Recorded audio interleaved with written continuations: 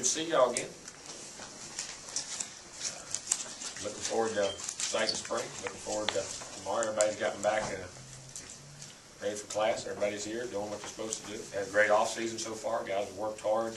I think we're in great shape. Made some strides in the weight room, I think. Anxious to see how it carries on in the field. And, I think their attitudes are good. The enthusiasm's good. Be ready to roll. So, really looking forward to it. Excuse me. I'm allergic to one of you. Can't tell who yet. What is the plan with Christian? He's up to 125, 30 throws a day. So when you tell him, once he loosens up and warms up, you're talking about getting through the whole practice. So when you're talking about, that's 125 quality throws. So when you're talking about individual, you're talking about 7-on-7 and team and his old Dallas drill. So there'll be a little, and we'll gauge it. You know what I mean? We'll have to gauge too is the days in a row when you're back-to-back days, how much. But I expect he'll be there for most of everything. So he must have really got out to rehab. He has. And I'll say this: you knew he would. Yeah. And he healed. And the other thing, he was in great condition. You got to understand something. When a guy gets hurt, if his body's in great shape, all the surrounding muscles around it.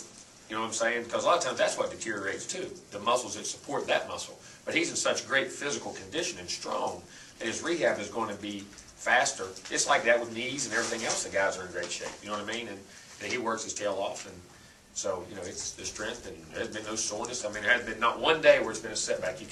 Sometimes when you'll rehab a little bit, and you'll say, well, maybe I need to take it easy for a day or so or something. But he's never had one of those days. It's been great. I think the surgery went great, and the rehab's been great. Coach, have you had any chat since then, maybe even just in kidding, about if he throws another pick, you'd like him to act less like a linebacker? Well, you do. You got to be smart. You can't tell him you can't say him give up a touchdown either. Yeah. He just made a good hit. It was a freak thing. That's football. That's just the way things go. And protecting yourself and doing things. You got to be smart, but you still got to get a guy on the ground. I don't believe in how those guys run out of the way and give them touchdowns on that like they do in pro ball sometimes either. But, he'll get the guy on the ground and do it. And just got to be smart about the way you hit and how you hit, I guess, and slide and protect yourself a little bit at times. What's the plan defensively to implement what you guys need to implement, and at the same time kind of take your time with it and not rush things? Well, I don't believe you do take your time. I'm a whole guy. You got to put it all in, see what sticks, and go back and reteach it and then get it real fine-tuned and go back and have it again. Because if you keep waiting and taking your time, you only got 15 days. There's not a lot of time to take. And you have to get the initial part of, and what they have to do over the summer is when they're in their 7-on-7 sessions and things they do on their own, of really working on their own to improve things, and they'll do it. We'll be fundamentally sound, put it all in, let them go, and see where they're at. It might surprise you. I think we got some smart guys, and I think they'll coach it well. We'll see how much they can retain. It's amazing sometimes when you really go back and look at how much a young man can really learn and retain. We all say that, can they do it or not? You don't know till you try. Then put it in, see what they can retain, and detail the rest of it. Because you've seen those stats like points and yards given up last year, but within that, what area of the defense need the most improvement in? Well, I think, the first thing I think we need to help them with is great special teams, which I think we do at times. I think our kicking game can be very strong with the kickers we have, with the distance and the ability to cover, because I think we're a very athletic team and make up a lot of distance. And I think we're a field position where you get teams with the ball can really help a defense and the way a team approaches you. And then I think we have to improve the turnovers. I think that's the first thing we talk about every day. Every day in practice, turnover emphasis and tackling emphasis. That's the big thing. You got to tackle well. You got to create turnovers and play with your eyes to the ball and attack the ball and strip the ball and do the things you got to do in that regard. But at the same time, you have to tackle well. You can't be doing that to where you're giving up plays that way. So rallying the ball and playing with great effort and having the turnovers and being great tacklers. That's the things that we want to make sure we emphasize every day. Just from the sounds of the way you talked back on signing day, it sounds like you don't expect it to be.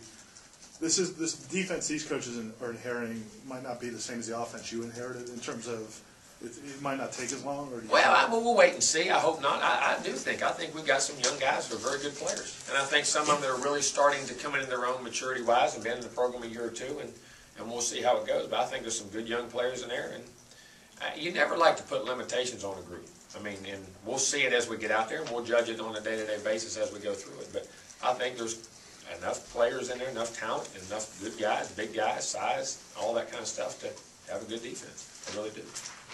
Jimbo, you've got 2 tackles, I think, that are going to be out, and 2 others are going to be a little limited over the spring. I mean, obviously, it's a lot of guys out. How are you going to handle that in terms of personnel for the tackle spot? We're going to be about 10 or 11 guys out there on the offensive line, and we're going to go. We're not going to, because you can't slow down for them because it hurts the skill guys and everybody else around them. And you know, we're going to move on. We'll move some guys in and out. Like you always have a plan. That's why you'll see us sometimes, like in a scrimmage. You'll say a scrimmage doesn't go well, but we've got a guard playing tackle and a tackle playing guard, or somebody learn to be a center. You know, sometimes you give up that because, and that position, those are always things you're always, you know, you're always trying to tweak and turn and find guys on that edge, and we'll play a couple of those guys that are inside. You know, Rodney Hudson at times has been a guy out there. If you got in a bind, you could put him out at tackle, and you know he could do it, and some of those things. So we'll try to experiment a little bit from within, you know, getting guys in positions like that, and it'll help us when the season starts. If you get in a game, or you know, sometimes you get in a game, you say, well, Rodney Hudson may be a better tackle here. Then do we get next week? We can get a guy and prepare him for a whole week. Then we got a better guard in here to get your best 5 guys on the field or whatever in the offensive line. So we'll tweak and turn in there just like that, trying to get some guys at different positions. And you'll see them sometimes. You go, is that a change? It's not a change. It's something we're just planning for in the future if an injury happens, and it's forcing us to do it this spring. How advantageous are these 15 days for those 4 early enrollee guys? I think it's really good. I think in the fall, when it really matters, they're going to already have their feet on the ground and understand what's going on. I mean, it is an advantage for those guys to at least have gone through it and then have the whole summer to go through, and then what they're already conditioned and where they're at, and you know, their development in the future. I think it's big.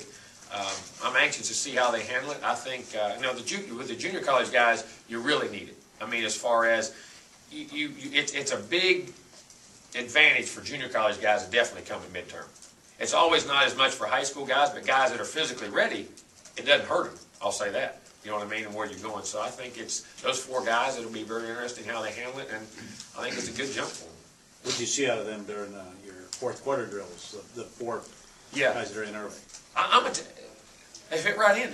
They never stood out in the other way. I mean, you know, McLeod's really done a great job with his body because I mean he hadn't played for a year. And those big guys, they have a harder time because they gain weight easier. Well, he's dropped probably 20, 25 pounds or something like that. His body's changed. His strength has went up. His quickness. You know, he's done a good job. Smiley's lost a few pounds. You know, he commanded around 250. He's down to that 237, 235 range. Looking really good running and conditioning. And the 2 freshmen come in. They fit right in. I mean, and we're winning a lot of those drills. We're out front and leading and doing some things in some of the drills and the way they were running things. So they've all fit in very well. Who's anybody or a group of guys? Anybody in particular really either